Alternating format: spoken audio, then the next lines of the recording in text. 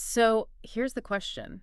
Is aging a slippery slide or is it a staircase? hmm And if it is a staircase, can we actually stop climbing? Or, and this is a really wild part, could we turn around and walk back down a few steps? That is the ultimate question, isn't it? For centuries, medicine has basically assumed it's a slide. Right, it's just gravity. Exactly. Gravity takes over, you slide down, you pick up speed, and, eventually you hit the bottom. It's seen as inevitable. But the research we're digging into today suggests we might have been looking at the wrong blueprint entirely. Welcome back to the deep dive. We are tackling a huge stack of research today, mostly from the ARDD 2025 conference, that's aging research and drug discovery, and also pulling in some heavy clinical trial data from places like Nature Medicine. Yeah. And our mission for today is pretty specific. We're looking at the evidence that we are finally shifting from sick care, waiting for the house to catch fire, to actual health care, where we prevent the spark from even happening. And that distinction is just. It's crucial. Sick care is reactive, it's expensive, it's often painful, and a lot of the time it's just too late. Right. The sources we have today are, they're the heavy hitters. We're talking Eli Lilly, Novo Nordisk, alongside some truly mind-bending academic work on AI and organ regeneration. We've got data on AI predicting heart attacks better than doctors, drugs that might be the first real longevity prescriptions, and yes, we need to talk about the fish. The African killifish. The napping fish that gave me a complex. We'll get to that. But the core theme here is this idea of convergence. We're seeing AI, pharmacology, and biology all pointing to the same conclusion. Biological age is becoming a variable we can actually manipulate. Exactly. It's no longer just a number on a birthday cake. It's a metric you can engineer. Yeah. We are moving from passively observing decline to actively managing our biology. So let's jump in with that first piece of the puzzle, Yeah. detection. Because if you want to stop the house from burning down, you need a really, really good smoke detector. Right. Section 1. The check engine lights. You have to know what's going on under the hood before the engine seizes. And usually that means invasive tests or expensive scans or... Or just waiting until you feel a pain in your chest. Exactly. Mm-hmm. But there was this incredible study in Nature Medicine, which Eric Topol talked about, using AI-enabled ECGs. Okay, so an ECG is just the standard heart rhythm test, right? Those squiggly lines. It is. A cardiologist looks at those lines to see if you're having, a heart attack right now. But the human eye is limited. We can't see the tiny microscopic variances that signal long-term trouble. But the AI can. The AI sees everything. In this study, they used an AI alert system that flagged high-risk patients based on heart rhythm patterns that were completely invisible to human doctors. So it wasn't diagnosing a current heart attack. No, it was diagnosing vulnerability. It was spotting the conditions for a future fire. And the intervention wasn't some new experimental drug. It was just an alert. The AI just told the doctors, hey, maybe take a closer look at this person. That's it, just better information. And the results were staggering. In the high-risk group, flagged by the AI, all-cause mortality dropped by 31%. 31% in 90 days. Within 90 days. I mean, we're talking about saving nearly 1 in 3 people who would have otherwise died just by paying closer attention. That is massive. To put that in perspective, that's as good as, or even better than, putting a high-risk patient on statins. Wow. It saved 7 lives for every 100 high-risk patients, just with information. That is the definition of catching the spark. But okay, the heart is internal. Let's talk about a diagnostic tool we all have, but probably misread completely, our own faces. This brings us to the fascinating work from Jackie Hahn and Morton Scheibe-Knudsen. This part really blew my mind, the idea that your face is a better predictor of your mortality than your blood pressure. It sounds like pseudoscience, but the data is incredibly robust. Yeah. Jackie Hahn developed these aging clocks from 3D facial images, but the most interesting one was the thermal clock. The heat map of your face. Correct. As we age, our metabolic regulation changes. And the study found this very distinct pattern. As you get older, your nose gets colder. And the area around your eyes gets warmer. Exactly. Why? Is it just poor circulation? It's likely a decline in microcirculation, yes. Your body gets less efficient at pumping warm blood to the tip of your nose, and at the same time, systemic inflammation can increase heat around the eyes. It's a metabolic signature written right on your face. I am subconsciously checking my nose temperature right now, but here's the part I loved. They didn't just map it, they tried to change it. They had people do rope jumping. Just high-intensity interval training. For 2 weeks. I mean, 2 weeks is nothing. And what happened to the thermal map? They saw a reduction in thermal facial age by 5 years. 5 years younger. In 2 weeks. From jumping rope. I'm buying a jump rope after this. And it's important to understand why. It's not cosmetic. It's because the cardio improved their systemic metabolism. It improved circulation, it reduced inflammation. Your face changed because your internal engine was running cleaner. So the check engine light is literally in the mirror. Precisely. And this connects directly to Morton Scheibe-Knudsen's other work on nuclear morphology. Which is looking at the shape of the cell itself, right? Specifically the nucleus, where the DNA is. He found that as we age, the nucleus loses its integrity. It gets crinkled, like a raisin. When you're young, it's round and plump. So you can spot an old zombie cell just by its shape. You can. It's an amazing level of granularity. We can see the damage in the heart's rhythm, the nose's heat, and the cell's shape. Okay, so detection is step one. But now let's unpack the tools to fix it. This brings us to section 2, the Swiss Army knife of longevity. We were talking, of course, about GLP-1 agonists. Ozempic, Mounjaro, everyone knows them as the celebrity weight loss drugs. But if you look at the presentations from Eli Lilly and Novo Nordisk, calling them that feels like calling an iPhone a calculator. It's a massive underselling of what these things do. Andrew Adams from Lilly and Lottie Knudsen from Novo Nordisk both basically said weight loss is almost a side effect. A side effect Compared to the systemic benefits, these might be the first true longevity drugs we've found. Okay, let's look at the numbers from Andrew Adams on tirzepatide. That's Mounjaro. The headline stat was diabetes prevention. They found it prevented 94% of prediabetics from progressing to type 2 diabetes. Just pause on that for a second. 94%. It's essentially stopping a major chronic disease in its tracks. Again, putting out the fire before it starts. But the stat that really caught everyone's attention was mortality. He mentioned a 39% reduction in all-cause mortality. That's profound. A 39% drop in dying from anything. And Lottie Knudsen from Novo Nordisk explained why.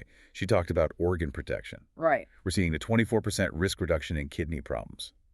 We're seeing benefits in heart failure, with inflammation dropping by 40%. So how does one drug do all that? Is it just because people are losing fat? That's part of it, for sure. But it's not the whole story. Lottie used the term homeostasis. Which means balance. Right. It means the body's ability to self-regulate. These drugs mimic a hormone that basically tells your body, we're okay, we have enough energy. It dials down all the inflammatory pathways that get stressed. It brings the whole system back into equilibrium. She mentioned something that really surprised me, though. Addiction. Yes. This is where it gets fascinating. The GLP-1 receptors aren't just in your gut. They're in your brain's reward centers. So it affects cravings. Deeply. They're seeing signals that these drugs could help with alcohol use disorder, opioid addiction, even gambling. It seems to quiet the reward-seeking loops in the brain. It really is treating the whole system. Adams even mentioned they're testing them for Alzheimer's now. Which makes sense. If Alzheimer's is partly driven by neuroinflammation and what some people call type 3 diabetes in the brain, then a drug that fixes that should have an impact. And for anyone who hates needles, they mentioned oral versions are coming. Yes, small molecules like orforglipron. The goal is to make this as easy as taking a daily pill. It feels like we are on the edge of a huge shift. We have detection, now we have maintenance, but I want to go deeper.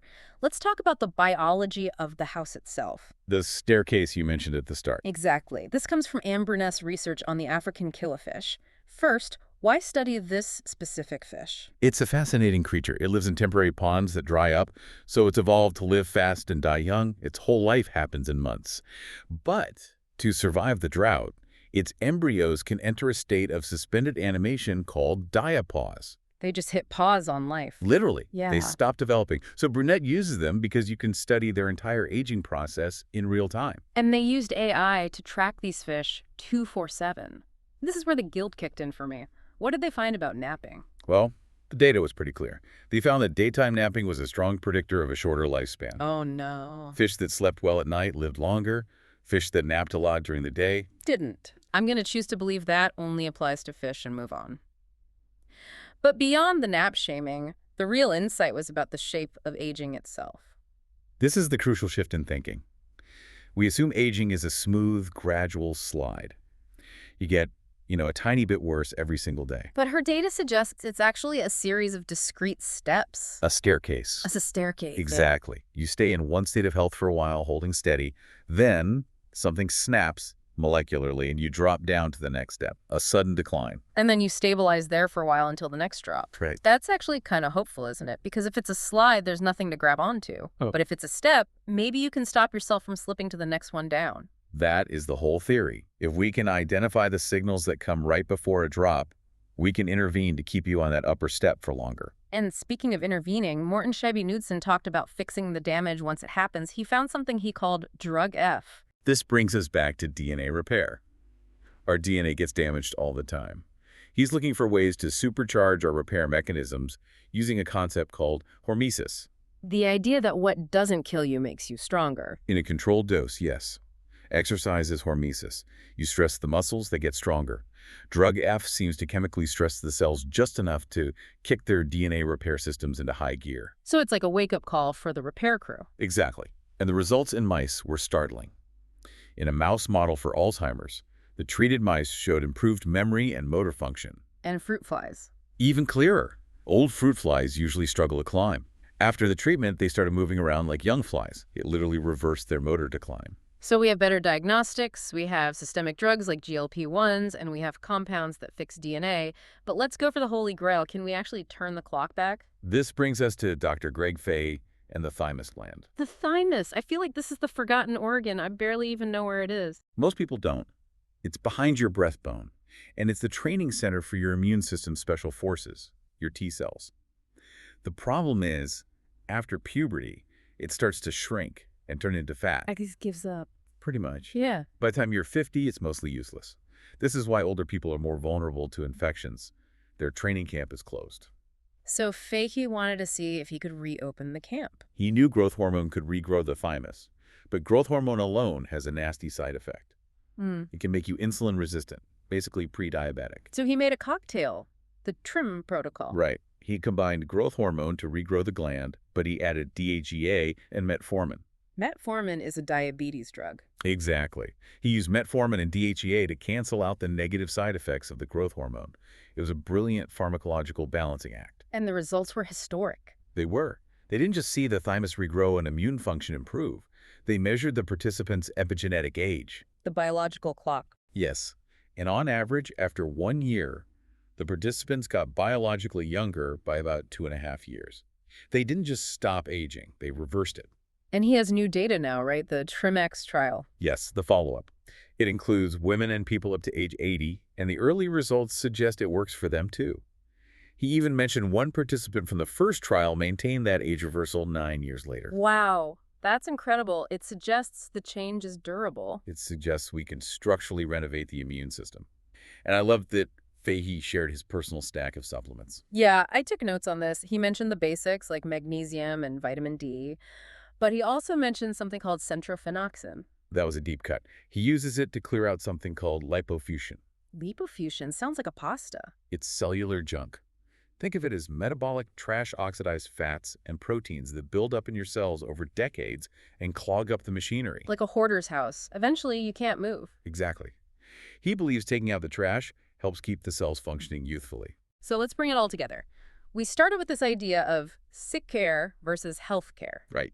Think about that house fire analogy from Andrew Adams. For most of history, medicine has been the fire department. We wait for the flames, then we rush in with hoses. And the water damage is often as bad as the fire. Exactly. But now, look at what we've talked about. The AI diagnostics, the ECG, the thermal clock, those are the smart smoke detectors. They catch the spark. And the GLP-1s. The GLP-1s are like fireproofing the walls. They maintain homeostasis, keep inflammation down, they make the house harder to burn in the first place. And then you have the work of Fahy and Knudsen. That's the renovation crew. If damage does happen, if the thymus withers or the DNA breaks, they're finding ways to rebuild the structure. We are moving toward a world where we don't just survive the fire, we prevent it, and we continually upgrade the house. It's a completely different paradigm. It stops being about treating a disease and starts being about optimizing a system. And that is the definition of true healthcare. So here is a final thought for you to chew on. We talked about the fish on the staircase, this idea that aging isn't a slide, but a series of distinct steps. Right.